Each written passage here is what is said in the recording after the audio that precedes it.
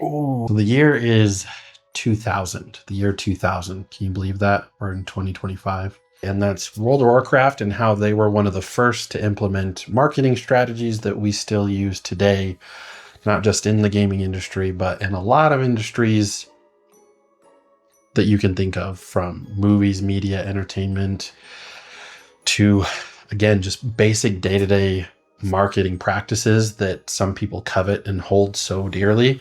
There's a lot of people to thank that worked at Blizzard in the early 2000s that led to not only their success, but the big success of Blizzard as a whole and the monster that it grew in today, and how it kind of, for a moment in time, took over the world. You may not know this, but did you know also too, before World of Warcraft, MMOs were very niche and very hard to get into and didn't have a really great hook for getting players into their games, from barrier to entry and just being really complicated and difficult to use, to not having the latest and greatest software computers to run them. MMOs started out in a really dire place. It was probably one of the worst gaming genres I could think of, that during that time just really did not set themselves up properly to be accepted by a global audience, let alone even hardcore gamers that were really wanting to get into the niche or had friends or family that were really getting into it, like EverQuest and games that in one form or another, some of them still have lived on to this day, but again, just never kind of reached those high peaks and mountaintops the way that World of Warcraft did. And there's even modern MMOs that still can't touch what Blizzard was able to do back then and still continues to do somewhat now. They've fallen off a little bit, but I'm here to talk about the glory days of World of Warcraft, and again, how they were able to position themselves as the leader in a kind of dead genre at the time. So just to get right into it, what was their marketing approach? What was it that, one of the things that, before we get into gameplay and things of that nature, what set them apart just from an optic standpoint, just to get people excited and hyped for this particular game? One of the biggest things they did was making awesome cinematic presentations. Not just kind of your funny, kind of weird gaming trailer that just filled up the 90s, but it was a way to present the game in a light that was really cool and exciting, just like a feature film, but more emphasized on a fantasy world and what you could do and the different elements of an MMO and what an MMO could be. And to this day, while a lot of trailers a lot of times supersede our expectations, or sometimes maybe get us too excited for what then comes out and is nothing like what we saw leading up to its release, World of Warcraft at least got that attention, got those eyeballs, got everyone looking, even people that were not interested in gaming at the time, to look at their cinematics. They were like really breathtaking, and they were one of the big influences of why today we have such lavish cinematics, whether it's in-game, out-of-game, for marketing purposes, and why these companies pour millions and millions of dollars into these just kind of works of art to get people hype and excited for any type of game you can think of nowadays. And another big part of their mass advertising was, again, being one of kind of the originators of getting a lot of celebrities involved. From, I remember Mr. T and Ozzy Osbourne and all these, not just celebrities, but the last people you'd probably think of that would be into a game like World of Warcraft, not just throwing them in an ad saying, hey, this is great, but actually getting snippets and clips of them playing the game and talking positively about it and seeing their own characters being featured in the game, just blew open the doors to audiences that I don't think would have given a game like World of Warcraft a second thought or glance. And that was something that, again, we have seen time and time again with modern gaming and influencer marketing. It was kind of influencer marketing before it kind of existed. Again, it was with celebrities, but influencers nowadays are celebrities in their own right, just with, to me, a lot more niche and smaller audiences, but some go on to the fame levels of PewDiePie and other people that are on YouTube and other platforms that really can just take your marketing of a game in particular to the next level. And some people believe to this day, without it, it's going to fall flat and you're probably not going to have as much success. Another great marketing tool that World of Warcraft used was free trials. And it's something they still use to this day that I think is still till level 20 or 30. They kind of change up the levels from time and time again, but It was a great low barrier to entry because it was a lot, I wouldn't say it wasn't complex, but it was a lot less complex than their competition. They took that same formula, simplified it to where it was at least easy to learn, even though there was a lot to learn. And the best part was a free trial to where you can experience it before investing your hard-earned dollars into any aspect of the game. You could just go on, digitally download it from their website. And then again, I'm going to sound like a broken record, but I bring up these specific marketing points, particularly in the gaming industry, because it's crazy when you think about a game as old as World of Warcraft, but again, how it's implementing all of these different strategies that all games almost use today, whether it's, free trials, early access. They were one of the first companies to do that, to get people excited and to, essentially, try before you buy, before you invest hours and hours of time of your life into it or money into it. First, give it a shot. See if you even like it. Is it still too hard? Is it really easy to get into? They kind of left it up to the player and the audience to make that determination for themselves. And that automatically helped people put trust in the brand and the game, and knowing that, okay, if they're willing to take a leap of possibly making no money for me to initially try out the game, there must be something here. Like, even if you find out there isn't, for most people, it's like, okay, there's got to be some reason for this, because they're pretty confident that you're going to eventually sign up and want to keep playing this game long term, which millions of players have done and are still doing to this day. I think another big, maybe more underrated aspect of World of Warcraft, because it's something I feel like they've unfortunately gone away from in modern times, but originally in World of Warcraft, one of the biggest pools, and sometimes one of the only ways you could play World of Warcraft, was with other people in guilds and these in-game communities that we could relate to in more modern times, like a Facebook group or, like a Discord server. World of Warcraft was essential at making people not only feel like they could play with others, but also that you kind of needed to get help and support. There weren't a lot of guides or YouTube videos. This was like pre-YouTube. You couldn't just like look up something to figure out or where something was. There wasn't as many add-ons. There was just a lot going on that you had to digest and quickly understand in order to be successful. Whether you were, raiding with someone or going into a dungeon, it helped and brought, people liked you more if you kind of knew more of what you were doing. But you also kind of needed those in-game mentors to help you through the game, and people that would come into the game at various points of the game's life cycle or an expansion. It really helped create kind of like a cultural, social impact in and outside of the game. I mean, I remember hearing about people that, met up for the first time in real life after sometimes, 5 or 10 years of playing together. There were people that found their spouses on these games that,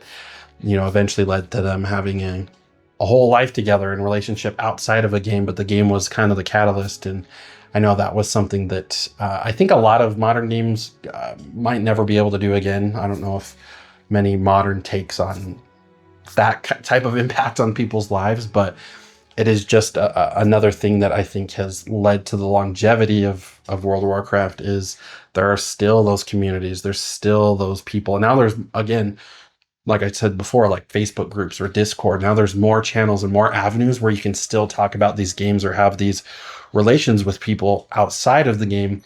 And that in and of itself is free organic marketing, because you've got a hardcore, diehard audience that is just gonna, again, some fall by the wayside as time goes on. I've gone in and out of it multiple times, like a lot of people have, but you're always going to have those people that are going to fly the flag of your game till the day that they die, or at least you hope you find those groups of people, because they're going to be doing a lot of the groundwork in terms of just talking to friends, family, word of mouth. And that's something that brands struggle with all the time today, that they just really nailed, particularly in the 2006 to like 2012 era of World of Warcraft. Another thing that I think is underrated, that I think WoW is one of the biggest conduits or channels, is to introduce subscription-based gaming that is still alive to this day. I think it's what eventually led to these free-to-play models that we're seeing more and more of, and how World of Warcraft has also made things more and more free and more accessible. I think that eventually you could see games like Call of Duty and World of Warcraft becoming free-to-play, but back in the day, World of Warcraft was like, to the disgruntlement of some people until they found out that maybe it was worth it for them, that concept of having like dependable, reoccurring monthly revenue, so that when you're making an expansion, you're growing in hoping your audience likes it. It's less chasing after them like maybe a single player based game, even with sequel titles, where there's going to be people come back, but unless you have pre-order numbers or something like that, it's not guaranteed. While enforcing having a subscription, that's a certain pool and amount of people that you can somewhat more so depend on coming back month after month. You'll have a certain percentage that fluctuates in and out in terms of, I'm going to sub this month, I don't want to play this next month, but then I'll come back. But it started to give you more reliable data and analytics for knowing how well your game could do in a Q1, Q2, Q3, Q4, or when an expansion releases versus when an expansion is kind of near its end, and how those drop-offs look like. They really took that subscription model and used it to the best of their ability. And again, while I think this is kind of a more outdated concept when it comes to gaming, it's something that influenced, almost every game today. That I think, again, free to play was the next evolution, because they found out that, if done correctly, marketed well, like your Fortnites and Apex Legends and Marvel Rivals, if you do it correctly, you can make even more money, even cutting out that subscription price in general on things like virtual items and skins and in-game shops and everything. And I think a lot of what World of Warcraft and other games did at the time are a big testament to getting us to where we are today, whether you love that aspect of gaming or not. I think one of the biggest things World of Warcraft did too, and I talk a lot about like culture and the impact on our social lives and whatnot. And I think one of the big things they did was having like a popular TV show at the time, like South Park, create a whole episode based on their game, which I guarantee you they didn't pay for or ask for. And if anything, they made money off of that. And the writers of South Park probably had to reach out to them in terms of licensing things and using video and whatnot. And I'm sure for Blizzard, it was way more lucrative than even if it was for the channel of Comedy Central or South Park. But I think it's one of the highest rated episodes for them to this day, is the Make Love Not Warcraft episode that I've probably seen 100 times, way more than any other South Park episode, just because it was so funny and relatable at the time. And even now as an adult looking back, it spawned like a whole generation of again, like memes before someone coined the term of a meme, of making fun of like a traditional World of Warcraft player. But what was hilarious is by putting out a show like that and initially kind of making fun of the whole concept of World of Warcraft and the people that play it, and being basement dwellers or their mom's basement type thing, it kind of had the opposite effect that you would think in terms of hurting or damaging the image or brand image of Blizzard. It just made it explode and made people laugh about it. And that, when people laugh, it makes them more comfortable, and it puts down barriers, and it makes them more accessible to reach out to through marketing efforts, or getting more and more people that could care less about World of Warcraft now in modern times interested in it. I know people that didn't even like gaming in general, that now, like in their 30s, are now trying out World of Warcraft or other video games for the first time and loving it and enjoying it. And these avenues of media, whether it's something like South Park or Family Guy or television or movie, I know for a fact The Last of Us HBO show made that show come back even stronger when they had the remasters and remakes for people to not only replay the game, but have new people want to try it out, because another media platform was the doorway or the gateway to get people to actually play it and try it out. And again, it's all about building brand awareness and longevity that matches that of people like Disney and Nike and all these big brands that everyone tries to copy. Like a lot of games and people in the gaming industry revolutionized way more than just gaming. And I think the cultural phenomenon that was, and still not as much, but is to this day, World of Warcraft, is a great exemplar of that. And I think a lot of World of Warcraft's impact today can be felt by a lot of the people that copied World of Warcraft, or people that try to make their own MMOs. There's a ton of, I can't list probably all the names of Chinese, Korean, Japanese MMOs that have taken kind of the foundations that World of Warcraft created and built upon them. And to give some people their credit, World of Warcraft wasn't the originator. They weren't the first MMO on the scene, not even close to the last. But what World of Warcraft really did was take something that was already there, polished it, made it simpler, made it way more user-friendly, which at the end of the day is what a lot of these companies do to find success. It's really hard to find, as time goes on, I feel like original ideas and concepts. It's usually building off something someone else did along the line. But of course, there's a big difference between, you know, a brand like GameStop doing something innovative and a brand like Apple doing something like innovative. We're talking about hundreds of $billions in different market value and market caps and all that stuff, which I don't know a whole lot about. We see World of Warcraft's influence in modern games today, particularly MMOs. And there are some brands, especially like, you know, Final Fantasy 14, where I think they do a lot of things better. And now World of Warcraft is having to kind of go back to basics and maybe copy a little bit of the competition to keep their game more relevant. I really wish they would just update their engine and make it look like a brand new game instead of relying on extremely outdated frameworks and technology.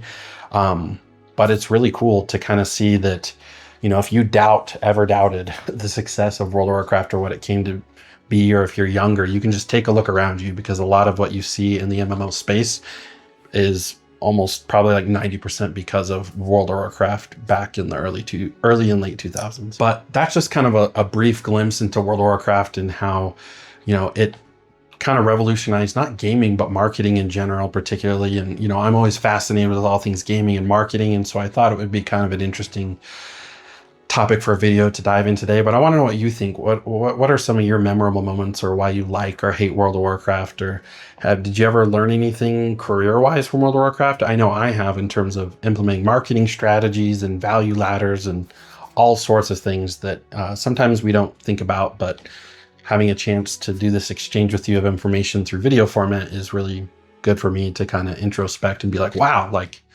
gaming's done a lot for my life, not just for entertainment, but beyond that, and kind of shape some of the things I've chosen to do in my career and why I'm even making this video in the first place. But as always, like, subscribe, comment. Would love to hear from you and talk about more things you'd like to see on the channel and different video topics. Still kind of on that gaming trend. I don't know if that's going to change, but that seems to be there's just something always to talk about in gaming. And when you throw in things like marketing and family and social connections, it's probably just like a never-ending topic, and why it's such a big thing to this day, particularly on YouTube. But that's my soapbox for today. So peace easy.